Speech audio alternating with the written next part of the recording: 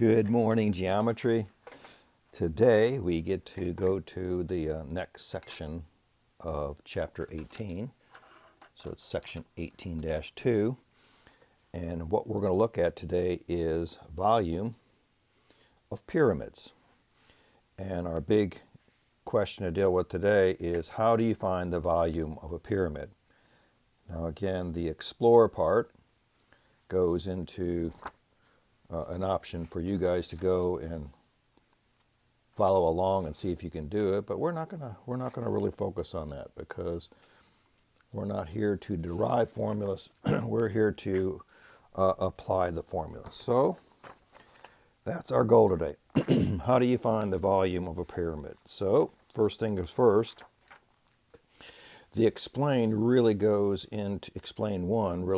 into detail of what was done in the explorer part. But all we need to know, okay, is your volume of a pyramid. Once again, these are also found on your HD&Cs, page 1, 2, or 3. And to find a volume of a pyramid, again, it's nothing more than taking 1/3 times the area of the pyramid's base times its height. Like I said, this is not going to be very difficult. Again, a majority of this is just common sense. All right, so what we're going to do next is do explain 1, letter B. But the only way to do these type of problems is just to do examples. So we have the Great Pyramid in Giza, which is found in Egypt, is approximately a square pyramid. Now, what they mean by that is the base is close to being a square.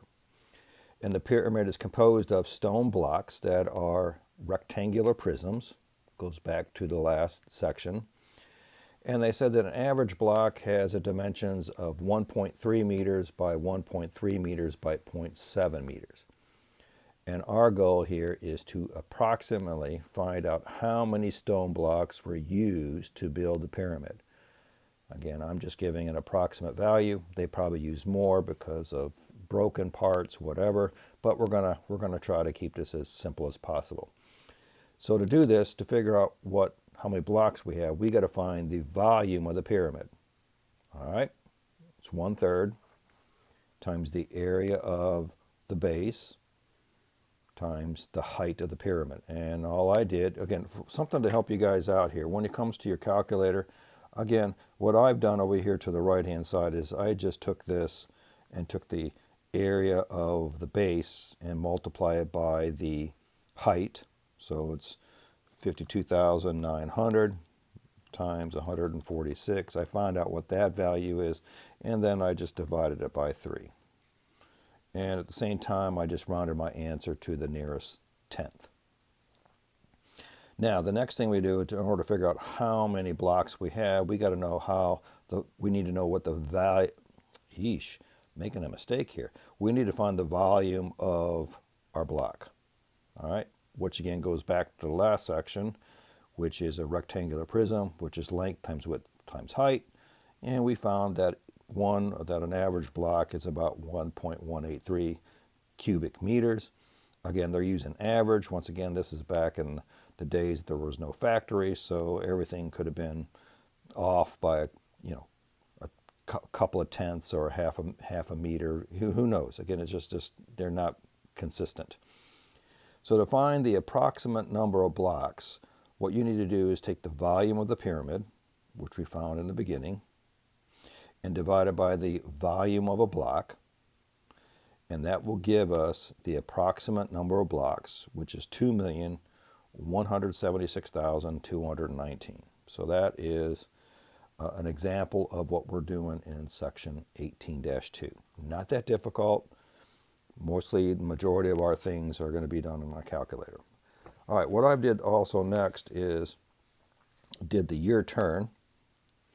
A little bit of science here. We have a piece of pure silver in the shape of a rectangular pyramid. Once again, it's rectangular. Could be a square, but in this case it's a rectangular. with the dimensions shown. We got the length of 2.5 centimeters, the width of 1.5 centimeters, and its height to being 1.5 centimeters. And it says the dimensions of the mass has 19.7 grams. And what they want us to do in this problem is, what is the density of silver? So in other words, how many cubic meters or cubic centimeters are in this block of wood? So density, that's how packed it is. Again, this is something you probably got back in physical science in 8th grade. You'll go into more details on that when you guys go to chemistry. All right, so the formula for density is the mass of what we're dealing with. Could be a mass, in this case it's a mass of silver. We can do mass of gold, we can do mass of lead, and divided by the volume. And the volume, and again, is based upon our formula. In this case, we have to do the volume of a pyramid. So the first thing we do is try to find our volume, because we already know what our mass is. That means our mass of this pure silver has 19.7 grams in it.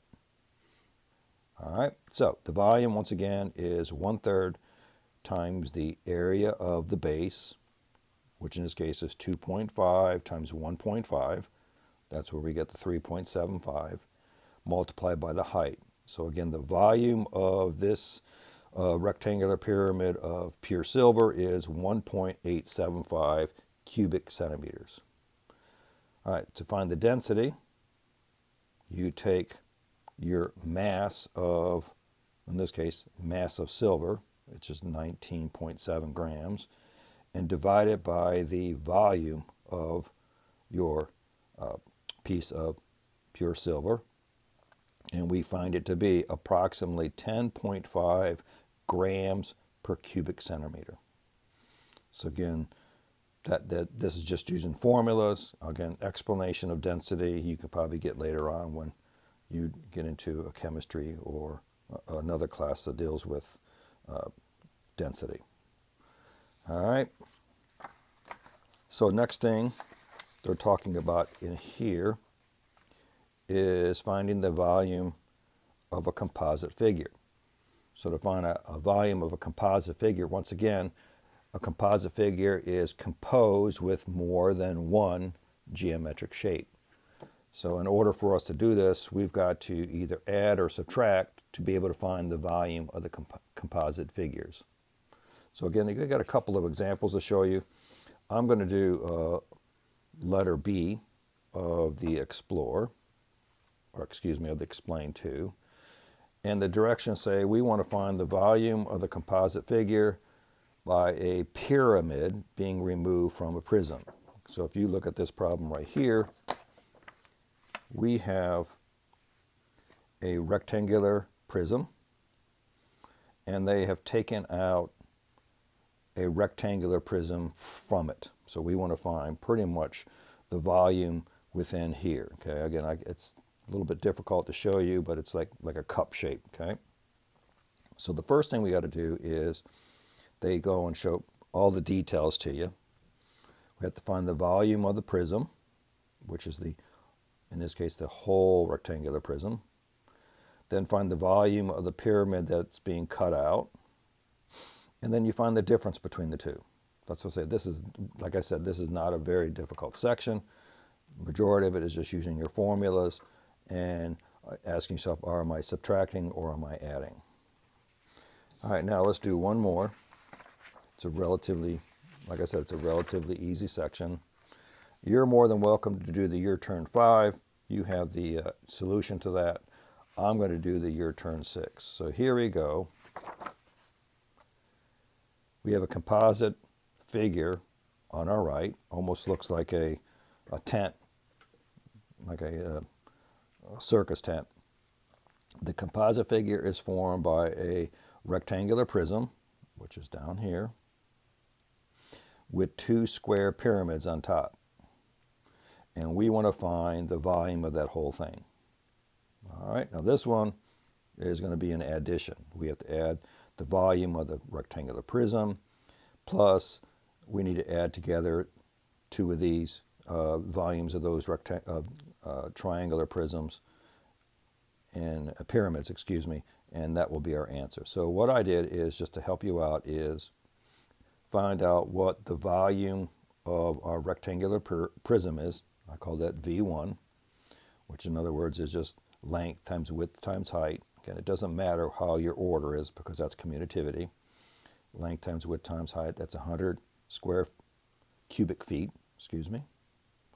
Then we have to find the volume of, in this case, volume 2 deals with the volume of your pyramids. And I'm just going to focus on one of them, which again is 1/3 times the area of its base. Now again, you got to look at your diagram.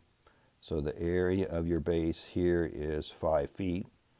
They already said above that this is a square pyramid, so that means all lengths of the sides of the base are the same length. So 1/3 times the area of the base times its height, they indicated here, and we get 25 cubic feet. So now we have to take and find the whole volume of the composite figure. You take the volume of your rectangular prism and add to that the two pyramids, volume of the pyramids. There's 2 of them, 1, 2. So it's just V1, which is 100, plus 2 times 25. So the total volume of this composite figure is 150 cubic feet. All right, so that is pretty much what section 18-2 is about. How do you find the volume of a pyramid? So that is another easy section to deal with. That's our video for the day. The next video will be section 18-3. All right, guys, have a good day. Catch you later.